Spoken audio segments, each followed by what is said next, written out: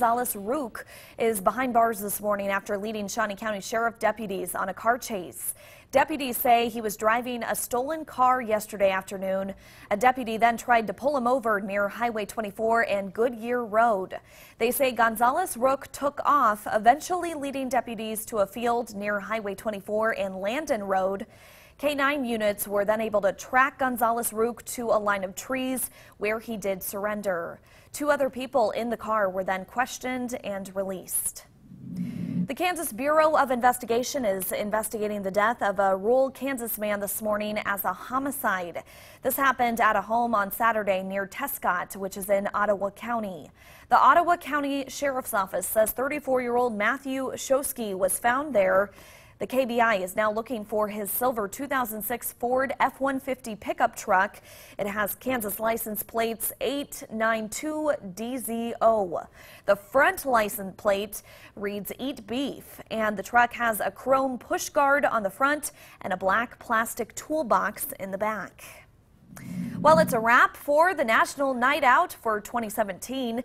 Safe Streets held the final meeting with the committee last night at the Topeka and Shawnee County Public Library.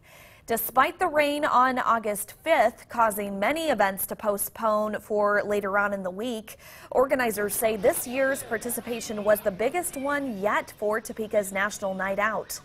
More than 80 neighborhoods did participate this year. Happening today, a forum put on by Kansans for Hemp to discuss the reintroduction of hemp for Kansas communities. This is happening in Americus at the City Park Shelter House located at Walnut and 4th Street. Anyone who wants to learn more and talk about the crop is invited to attend. Well, it's an event that happens every 100 years and could make it easy to forget simple things. We want to make sure that you're ready for the solar eclipse on Monday. So don't forget your cash so that you can park. Most lots will be about $5, but some neighbors will be selling private parking if you or your kiddos do think the pool may look nice. Well, those pools, many pools in the area will be closed. So make sure you do also bring plenty of water.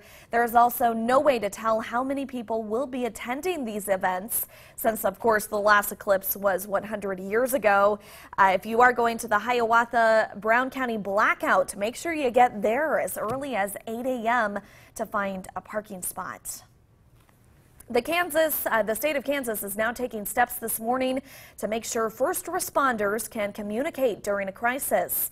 Governor Brownback says Kansas will be joining Firstnet. Firstnet is a wireless communications network specifically for first responders.